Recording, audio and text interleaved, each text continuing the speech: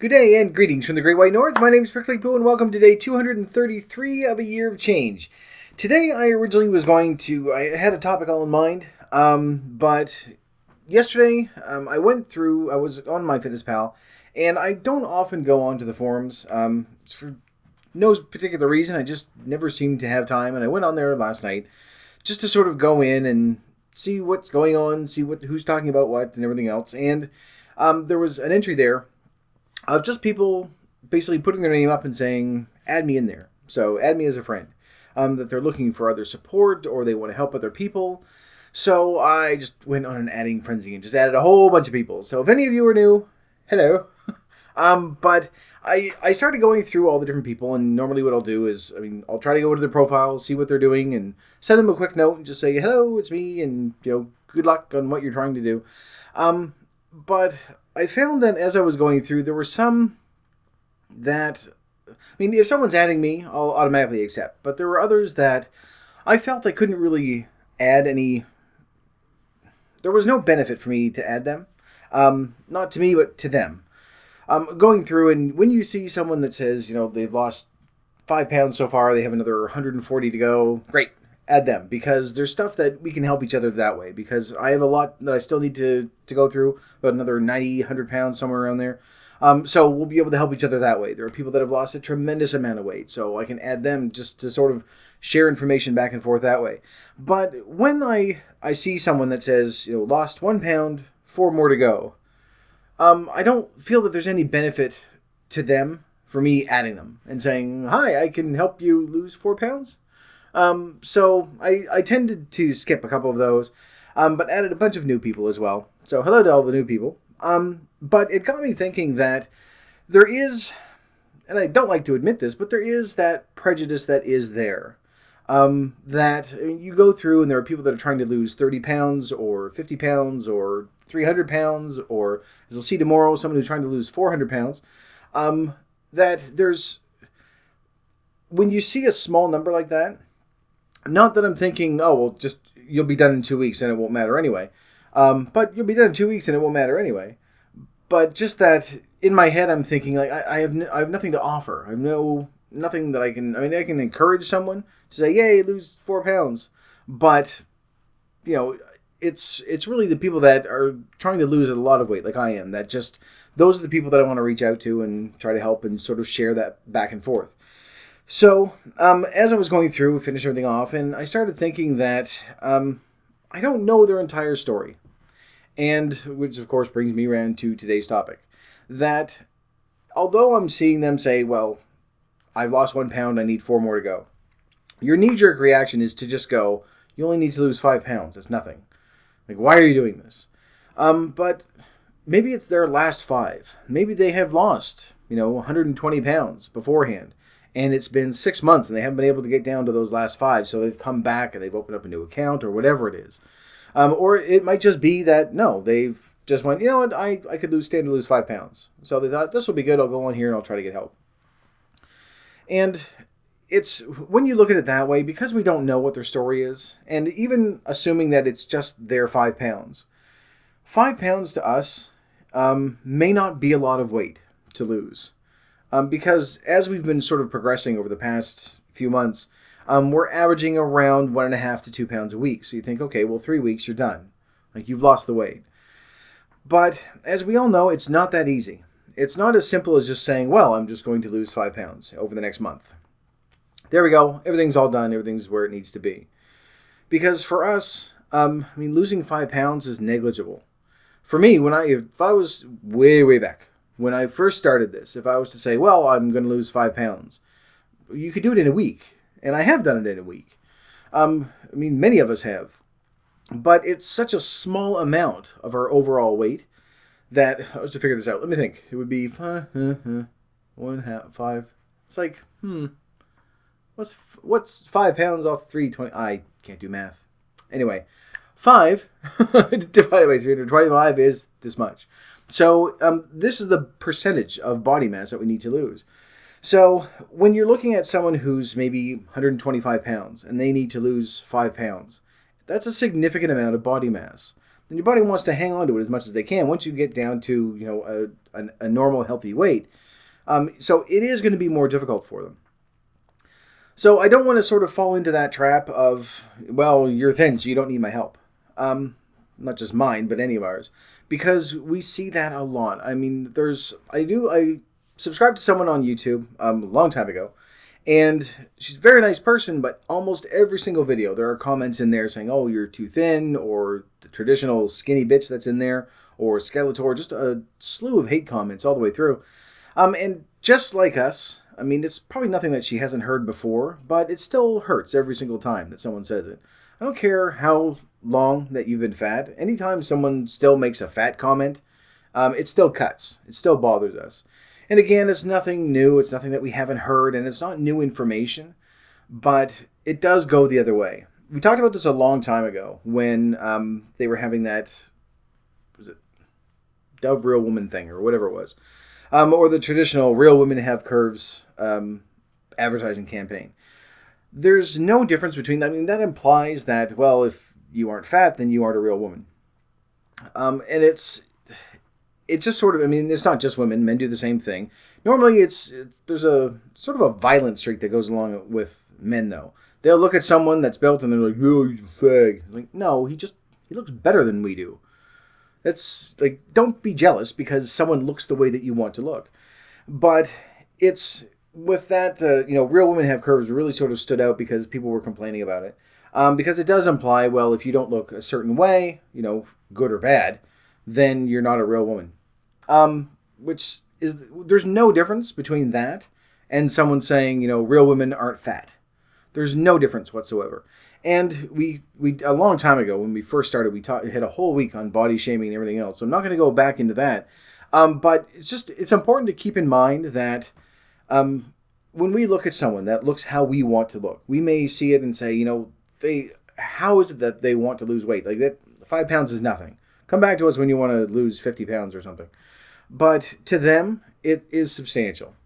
It's a goal that they want to reach, and it might take them, 3 or 4 months, even just for those last 5 pounds. Especially, I would imagine, for those last little bit. I mean, we always hear, trying to lose those last 10 pounds is the toughest. Because you can only go so far. What we're doing, we're eating properly, and we're getting regular exercise. So, of course, we're losing, because our body is starting to normalize.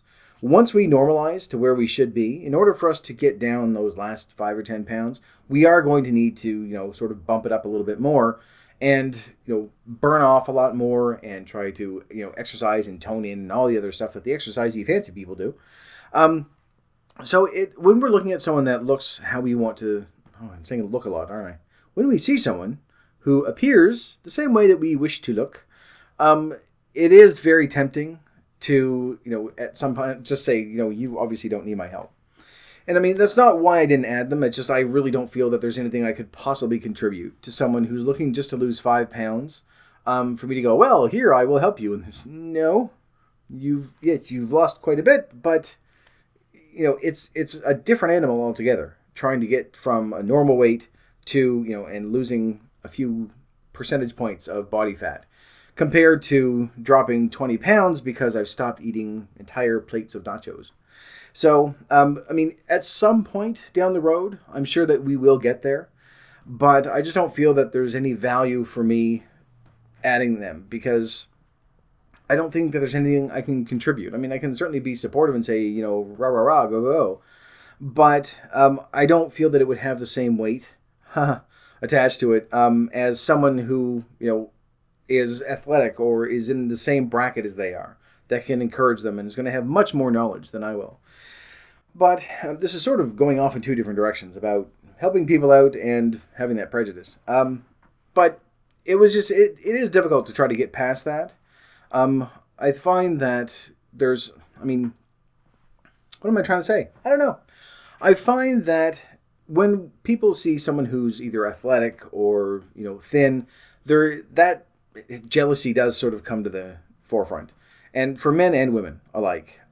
Just that they attack, their personality, or, they denigrate how they look. They pick something out about their appearance and shit on them for that.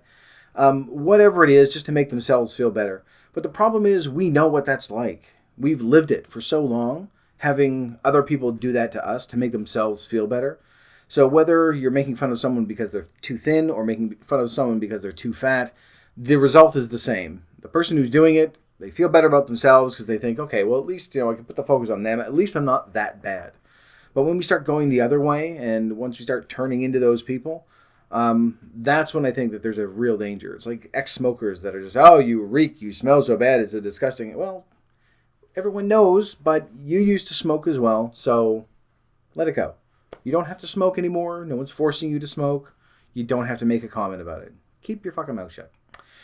Anyway, I wanted to talk about just sort of adding new people on there as well, because part of that, not being able to really, I don't feel like I could contribute anything worthwhile to someone who's looking to lose just a small amount of weight. But adding different people and seeing how, the progress that they've made, or that whether some of them are just starting out as well, and some of them have surpassed what we've done so far. It's nice seeing people at different stages of, their, I keep wanting to say progress. I know I should be saying, it's every stage of the journey. It's become a cliche, which it's a nice one.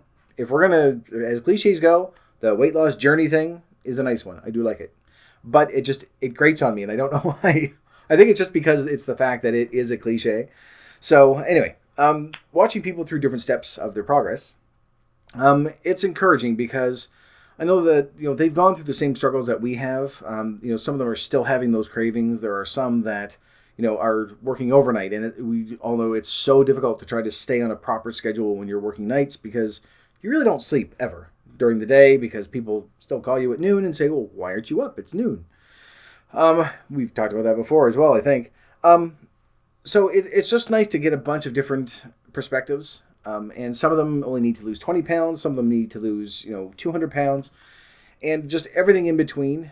Watching people sort of interact back and forth that way, and, encourage others on, and sort of every now and then give each other a push when they need it. There isn't the attitude of, well, you need to get your ass in gear and start exercising more. Because I think the majority of people that are on, and this is for MyFitnessPal. I don't know if I even mentioned that. Yes, I did. Okay, we're good. Because I'm just wondering if someone's like, are you telling us where this is? It's on the MyFitnessPal forums. So that's where I added all the different people. So I completely lost my train of thought now. Yeah, when you see all the different, just the interactions between people, there aren't any that are out there that are saying, get moving, you need to exercise, and get up at 7 a.m., why aren't you at the gym? Like that sort of go, go, go attitude. I'm sure that some people do have it, and it is nice once in a while, but we all know what we need to do. Having someone push and shove and scream at us isn't going to help. But being able to be supportive without coddling someone and saying, we're going to be there when you have good days, we're going to be there when you have bad days, when we've gained, when we've lost, when we've missed today, when we've picked up our streak again. It's nice to see that there are other people out there that understand what it's like to go through all of this, and to be able to say, no, you've had a shitty day. Yes, you went over, but it doesn't mean it's the end of what you're doing. Just pick up where you left off, start again in the morning, just have today as a write-off.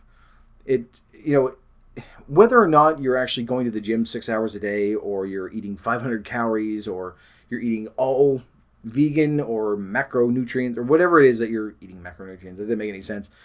Whatever your method is for losing weight, it doesn't really matter as long as you're not quitting. And I think if we have enough people that are being supportive and are sort of cheering you on and not saying, oh, it's okay, you've had a cheat day for, every day for the past 2 weeks. I mean, that's obviously not helping, but not getting to a point where it's just like, no, you're obviously not trying to do anything, so, unfollow or unfriend, whatever you would do. I don't know how to do that on MyFitnessPal, actually. I've never had to. That's a good sign. But I think it's important for us to be able to be supportive to other people without being an enabler. I think that's probably the best way to put it. And that as long as we're to a point where, yes, you've had a shitty day, but keep going. Try again. That in the long run, and we, again, said this a long time ago, that even if you have one cheat day per week, that you say, I don't have to worry about anything. I can eat what I want, when I want, and I don't track anything, every Saturday or something.